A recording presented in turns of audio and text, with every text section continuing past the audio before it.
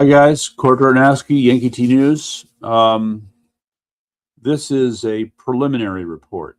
I just want to let you know that Jason and I and Sam and others are putting together what will be what I'd like to think of as the definitive video report on what happened with respect to Connecticut in DC.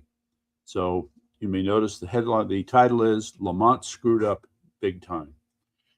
So I've tried to set this up in a way where we look at the preceding events leading up to it, the moment of discovery when we realized something had to be done, the actual event, and now the aftermath.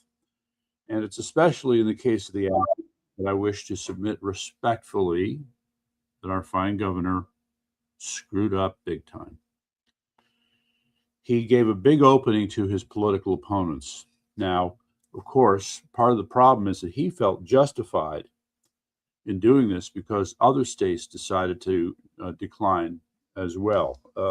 See if I can find that. Yeah, here it is. So, from which one is this?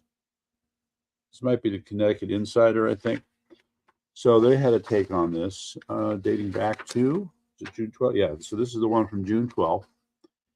And so they say, in addition to Connecticut, other states have turned down invites to participate, including Massachusetts, North Carolina, Illinois, Maine, Oregon, while Maryland, Pennsylvania, and Washington have not committed. However, I don't know what the outcome was, but if they were smart, they would have gone. So what happens, Governor? News comes that you've decided to not participate for whatever lame, phony reason that you put out. Not enough time. We don't have the budget. It's too expensive. Too many problems. Stop lying to us, please. Stop lying. Okay? I know it's very hard for you. We know that it was political, plain and simple, because you had America 250 and Freedom 250. So America 250 was enacted by Congress back in 2016 in anticipation of celebrating this time. Freedom 250 was enacted in January of 2025 by the newly returned to office President Trump. And it was the same objective. So Freedom 250 was to provide additional events celebrating our 250th anniversary, including the Great American State Fair. Now, apparently there was some people felt it was being politicized. Well, right off the bat, for some stupid, narrow-minded, partisan hacks, that it was coming out of the White House was bad enough. So for them, it was toxic, and they didn't want to have anything to do with it. Ridiculous. This is about celebrating America, whether it's being organized by the White House or somebody else. But no, you didn't see it that way. Okay, so the fact that this was Freedom 250 was in the bent mind of Governor Lamont and the others, reason enough to say, we're not participating. Okay, well, that was an insult to all the people in Connecticut, especially those who think of our history and like to have an opportunity to celebrate it, such as the booth that was in Washington, D.C. Well, thanks, Governor Lamont. You just gave the Republicans a big boost. I'm sure you didn't want to do that. After all, you are a partisan hack. So the next move, of course, was to react to this. And that's where it gets interesting. So with this preliminary report, we learned that it was on June 12th. And it's funny, the news articles came out on the same day as the announcement. They didn't wait a day. I find that curious.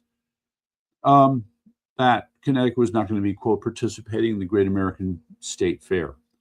All right, so that's the 12th.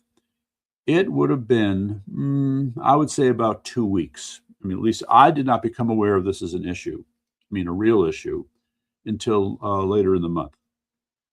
And for me, the real kickoff was being at Linda Sinkowitz's Fight Voter Fraud Party. I met Reese on the radio, and he was all fired up about this. And so I was looking at trying to figure out what I could do. And meantime, he's figuring out what he could do. And he got in touch with a lot of people and managed to put together, I guess, a plan of action that got people down. So Rob Sampson, State Senator Rob Sampson, State Representative Gail Mastrofrancesco, our man Dino was there, and Sam Montville, and some others. Betsy McCoy was there. Although I didn't see any videos of her. I mean, I know she went down there, so I don't. Maybe the heat was a little rough on her. That's possible.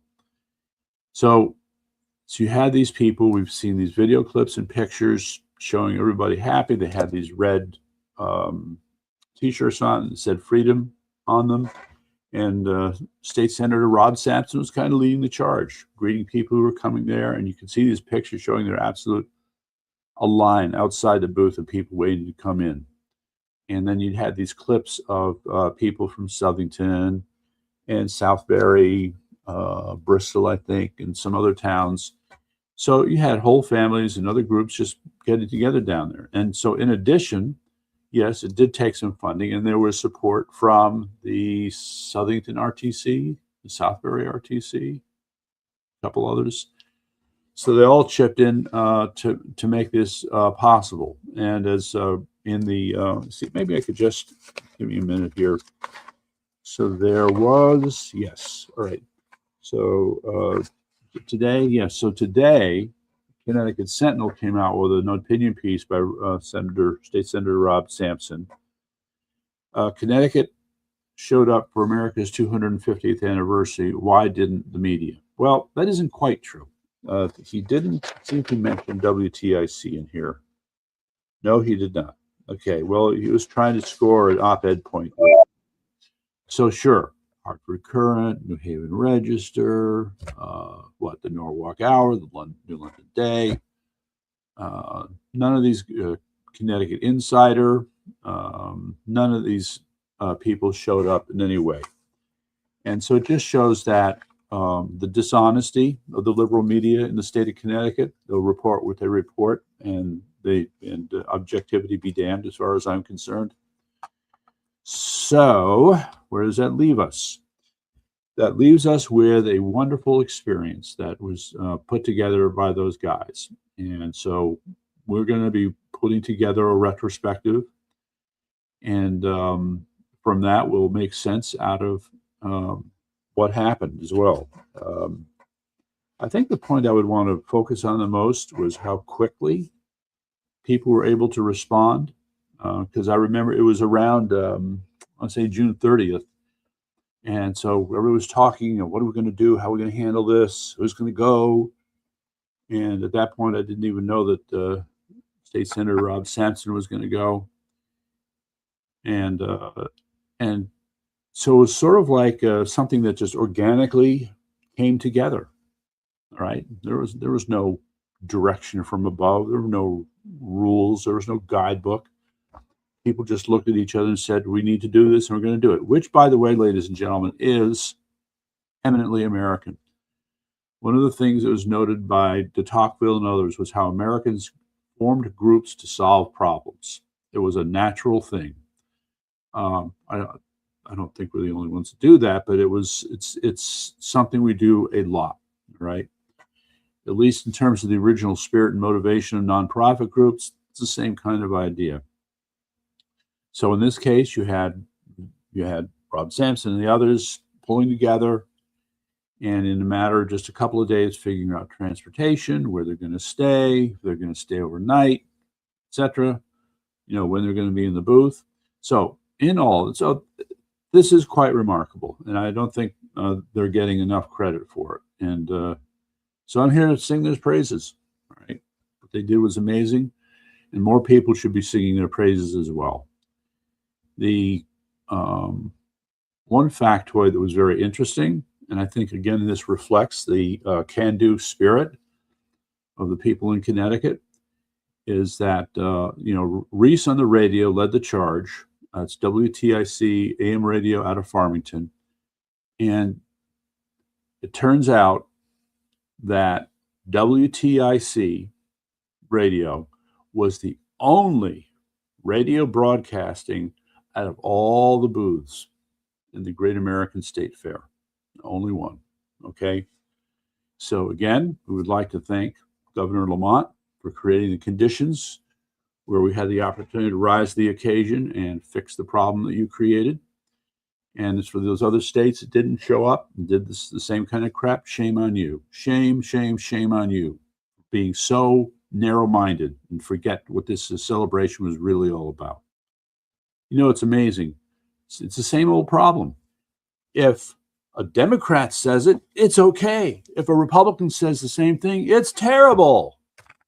How stupid. How utterly stupid. This is how a government is supposed to run? You got to be kidding me. Anyway, so let's see if there are a couple other points I wanted to emphasize here. Oh, wait, and there was a CT-250. Hold on here. And by the way, Governor Lamont made such lame excuses here. You know, let me just read the quote. As Governor Lamont has said, moments like this remind us that history isn't just something we look back on, it's something we carry with us. We are proud to honor the history right here in Connecticut where it happened. Screw you. That people are going to vote for you. I mean, it's a reflection of the fact that a lot of people just don't tune into these things. I can understand. We're busy, got to do in life. But this is, you know, these excuses, like it came down to resources. Yeah, so, oh my God, here. So I'll just deal with, so Kathy Woolman, the communications director for Ned Lamont, said the federal government has asked us to states to foot the bill to participate, including staffing a multi-week exhibition. So I don't know if you got the wallpaper and you got the chairs. I'm a little unclear on where the extra cost was in staffing. Okay. And the suggestion that even if you had people there part-time was an expense that you couldn't bear, I'm not buying it. Not buying it. Okay. You don't know how silly you look. Kathy Wallman. Yeah, deeply authentic Connecticut celebration. I'm looking for a good way. If you people have a good suggestion there for how me to rub this in their face, I'm in for it, because I am so offended at how they just, you know, thumb their nose, not just at Freedom 250, not just at the White House, not just at President Trump, but everybody else in Connecticut. So what are you supposed to think? People come by and say, hey, I'll go check out the Connecticut booth. Nobody's there. What is that?